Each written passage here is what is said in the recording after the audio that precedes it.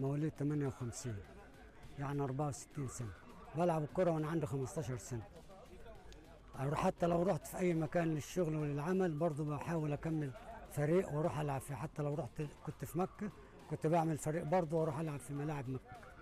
وفي العراق بقى الله يكرمنا ويكرمهم برضه كنت بلعب، وكنت بنقي جماعة برضه من أصحاب الشغل وبلعب، ولسه بمارس اللعبة لغاية وقتنا هذا. بتلذذ اللعب معاهم. يعني احنا المفروض ان احنا نجيب سن كبير كله.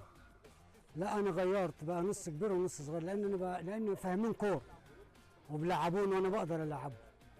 اما لما نكون كبار كده ببعضنا بتبقى يعني ايه.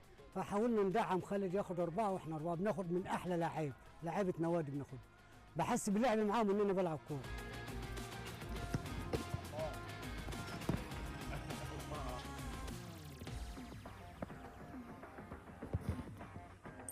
من الصغر وهو بيلعب كرة قدم وعاصر اجيال كبيره جدا.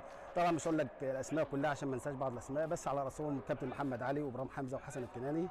بيحب يجمع الشباب بصفه عامه، لان هي ديت كره القدم غذاء الروح لكل الشباب. طبعا معاملته حلوه معاهم، كويس طبعا معاهم، بيعتبروه زي والدهم. ما يقدروش نلعب من غيره، لا ينفع قعده من غيره ولا لعب من غيره صراحه يعني.